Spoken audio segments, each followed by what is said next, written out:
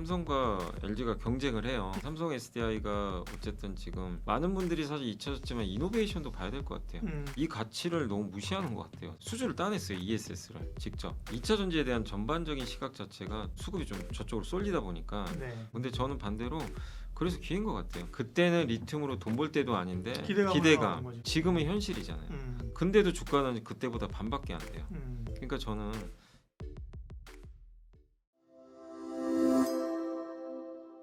예민수의 경제 토크 LS증권 염승환 이사님과 2차 전지 종목 이야기, 기업 이야기를 좀 하겠습니다. ESS가 이제 단기적으로는 좀 가시성 있는 성과 네. 부분인데 그쪽에서 최근에 사실은 셀 업체만 보면 삼성 SDI가 사실은 치고 압도적이네. 나왔단 말이에요, 그죠? 막 치고 나면서 역시 삼성인가 했는데 또 이제 LG엔솔이 수주를 받고 그죠? 네. 그 셀 업체 가운데서는 이제 어떤 업체, 그 다음에 이 관전 포인트가 뭘까요?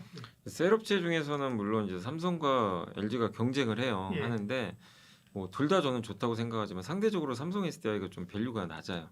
시총이 훨씬 낮죠. 그러다 보니까 사실 LG엔솔은 시총이 거의 100조 가까이 되거든요. 100조네요. 네. 삼성 SDI는 SDI는 40조. 네, 48조. 그러니까 훨씬 더 낮은 위치에 있으니까 그래서 그런 면에서 좀 괜찮고 그다음 삼성 SDI가 어쨌든 지금 그 ESS 쪽에서 증설도 지금 적극적으로 하고 있는 것 같고 예. 그래서 저는 SDI 쪽도 한번 주목해볼 필요 있지 않나. 원래는 LG엔솔이 대장은 맞는데 저는 SDI 쪽이 좀 이번 ESS 사이클만 봤을 때는 좀 대장주가 되지 않겠냐 이렇게 생각하고 그리고 많은 분들이 사실 잊혀졌지만 이노베이션도 봐야 될 것 같아요. SK 이노베이션은 거의 거론이 잘 안 되잖아요. 완전히 얘기도 안 해요. 예.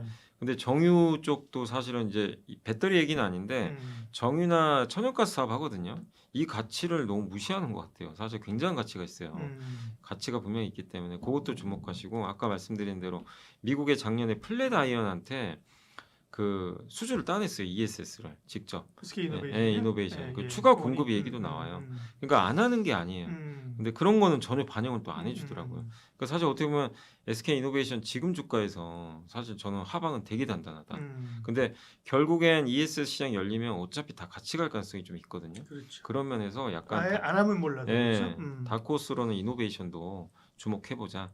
그리고 부품 쪽에서는 결국엔 그 양극재 쪽에서는 LFP 양극재 하는 회사가 유일하게 저기 LNF밖에 없죠. 네. 근데 LNF는 테슬라 향이 많아요. 예, 예. 테슬라랑 좀 연동된다는 거 보시고 리튬 쪽은 포스코홀딩스 뭐 국내 대표 기업이고 포스코홀딩스를 좀 주목하는 것 중에 하나는 결국 아르헨티나에 호수를 갖고 있으니까 리튬 호수 이거는 안보 자산으로 저는 생각을 하거든요. 예. 중국을 대체하니까 그런 면에서 괜찮고 마지막으로 좀 중소형주인데 한중 NCS 여기가 삼성 ST 그러니까 ESS 딱 보시면 그 안에 배터리들 들어가 있는데 요게 이제 열기가 뜨거우면 안 되거든요. 그래서 그거를 그 순행시키 좀 물로 냉각시켜요. 그거 하는 솔루션 하는 회사가 이제 한중 NCS인데 원래 이 회사가 내연기관 부품도 하거든요. 자동차. 네. 이거 이제 사업 다 정리하면 순수 ESS 회사로 완전히 바뀌게 됩니다. 근데 주로 삼성 SDI 공급을 해요. 그래서 SDI랑 같이 갈 거고 인디애나에 거기 삼성 SDI 공장이 있는데 이게 올해 상반기에 준공되면 내년부터 아마 거기 인디애나에서 삼성 SDI로 아마 직납을 할 것 같아요. 그런 것들이 있기 때문에 ESS 관련된 요새 좀 주가 이렇게 좀 부진할 때 한번 고민해 보시면 좀 좋을 것 같습니다. 세리아 뭐 SDI나 엔솔 네, 중심으로 보고 네. SK 이노베이션도 봐야 된다. 네, 근데 사실은 포스코홀딩스 같은 경우 최근에 많이 빠졌죠. 그럼 그 전에 좋았거든요, 좋았대, 그죠? 되게 좋았대. 좋았는데, 지금 보니까 고점에서 또 많이 빠졌는데요. 빠졌어요. 네. 근데 요새 이제 리튬 값이 좀 떨어지고 있고 네. 거기다가 지금 이 2차 전지에 대한 전반적인 시각 자체가 또 약간 수급이 좀 저쪽으로 쏠리다 보니까 네. 포스코홀딩스도 좀 파는 것 같고 그리고 포스코홀딩스는 결국 배터리를 만드는 또 회사는 아니다 보니까 리튬이라는 거에 좀 한정돼 있잖아요. 그러다 보니까 일단 여기서 좀 팔고 다른 쪽으로 가자는 좀 심리도 있는 것 같아요. 근데 저는 반대로 그래서 기회인 것 같아요. 본업인 철강이 받쳐주는 가운데 그 제가 놀랬던 게 3월 월별 실적이 나왔더라고요. 그때 실적 발표할 때 아르헨티나 염호에서 드디어 흑자 전환했어요. 돈 벌기도 시작을 했어요. 그러니까 이건 굉장히 의미가 있잖아요. 드디어 그러니까 23년도에 포스코홀딩스 정말 광풍이었잖아요. 그때는 리튬으로 돈 벌 때도 아닌데 기대감으로 기대감. 나오는 거죠. 예. 근데 지금은 현실이잖아요. 음, 그래서 근데도 주가는 그때보다 반밖에 안 돼요. 음, 그러니까 저는 지금은 또 기회가 아닌가 이런 생각을 좀 하고 있습니다. 네.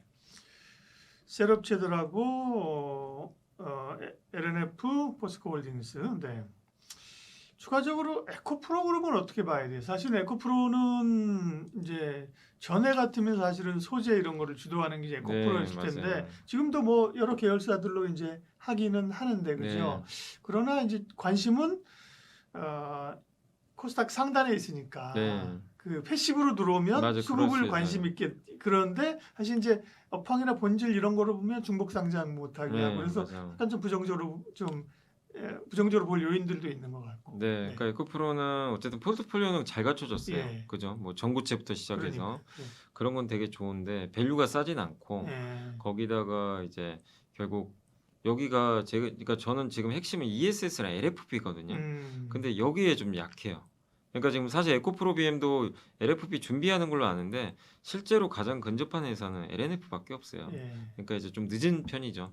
그러니까 한마디로 ESS의 좀 약간 비중 자체가 높진 않은 거죠 아직. 거기 여기는 아무리 전기차 쪽이잖아요. 네. 그래서 좀 제가 봤을 때는 안 간다기보다는 우선순위에 좀 밀린다. 예, 제가 앞서 말씀드린 그쪽이 더 ESS에 특화돼 있으니까. 그래서 기왕에 우리가 투자할 거면 지금 전기차의 비중이 높은 걸 투자하는 게 아니라 그렇죠. 예. 당연히 먼저 ESS가 우선이에요. 그래서 우리가 돈이 한정돼 있으니까 우선순위에선 저는 좀 에코프로 그룹은 좀 밀린다. 이렇게 좀 말씀드리고 싶습니다. 그렇죠. 기본적으로 이제 잘 되는 쪽을 해야지 뭐 그 패시브 수급만 보고 사실 네. 들어갔다가는 또 수급이 빠지면 맞아요. 변동성도 있을 수 있기 때문에요. 네. 2차 전지 이야기 하면 또 마지막으로 전고체를 여쭤보고 설레야 네. 됩니다. 그렇죠? 전고체가 물론 뭐 로봇이 휴머노이드가 뭐 갑자기 오는 게 아니라 배터리가 뭐 제한이 용량이 있고 뭐 네. 그래서 성장의 한계가 있다고는 하나. 그죠? 전고체를 이제 그전처럼 이슈 나면 올랐다가 빠지고 이런 어떤 이슈의 성격을 이제 떠나서 어떤 패러다임의 변환이 온다. 예를 들면 이수 스페셜티 네, 같은 경우 맞아요. 그런 리포트도 있었는데 근데 주가 보면 옛날이랑 똑같아요. 올랐다 맞아요, 올랐다 맞아요. 그죠? 네. 근데 이게 저는 이제 전고체 쪽은 괜찮게 봐요. 예. 왜냐하면 이제 황화리튬인가요? 뭐 아마 음. 그런 쪽으로 좀 가는 것 같은데 결국에 이수 스페셜티가 하는 방향이 좀 이제 약간 대세로 가는 것 같아요. 그러면은 되게 고무적이긴 한데 아직도 상용화는 안 됐잖아요. 그러니까 아직은 검증이 필요하고 제가 알기로는 삼성 SDI가 제일 먼저 하는 걸로 알아요. 내년 하반기 양산. 요걸 확인해 봐야 돼요. 근데 저도 전고체 배터리가 잘 되길 되게 바라지만 관건은 그거죠. 유리기판 아시죠? 네. 유리기판이 작년 초에 한참 좋았어요. 왜냐면 SKC가 작년 말에 양산한다고 얘기가 나왔어요. 무슨 뭐 주문 받아왔다고 맞아요. 근데 지금은 아직도 얘기 없잖아요. 그러니까 예. 그러니까 그만큼 이 새로운 걸 만드는 게 진짜 양산은 되게 난이도가 장난이 아니에요. 네. 스케줄이 밀리기도 해요. 그렇죠. 안 한다가 아니라. 그러니까 지금 전고체 배터리도 삼성 SDI 스케줄에 의하면 내년 거의 하반기로 알고 있거든요. 그게 그대로 되면 이제 그때부터는 불이 붙겠죠. 예. 근데 그게 또 연기되거나 만약 28년으로 넘어간다. 그럼 또 실망합니다. 그래서 저는 그 전고체 배터리 투자는 어쨌든 그래서 단순해요. 급 나갈 때 좀 모으는 건 좋아요. 리스크가 좀 적어요. 근데 올라갈 때 막 이제 뭐 될 것처럼 해서 쫓아가면 보통 굉장히 올라갈, 힘들어요. 올라갈 때 쫓아가는 종목이지. 예, 그죠? 그러면 또 그 힘들어요. 고점에 물리는 예, 거죠. 물려요. 왜 또 안 되는 경우도 예, 생기니까. 예. 그 지금도 그렇잖아요. 올라갈 때 사신 분들 지금 굉장히 그렇죠. 고통스럽잖아요. 네. 근데 지금 반대로 야, 어차피 내년 하반기에 만약에 나온다면 그 전에 또 이슈가 생길 거고 그럼 내가 이 자리에 사가지고 리스크 별로 없는데 모으시는 분들도 좋죠. 예, 부담이 없잖아요. 그래서 저는 일단 이 전고체 쪽에서는 일단 삼성 SDI랑 이수스페셜 이 두 개를 집중하시면 좋겠고 이 두 기업의 어떤 이제 이슈들을 항상 잘 체크하시면서 정말 주가가 좀 지지부진하고 관심 없을 때 투자하는 거는 전 나쁘지 않다. 다만 제발 오를 땐 하지 말자. 주의하자. 그것만 좀 말씀드리고 싶습니다. 네.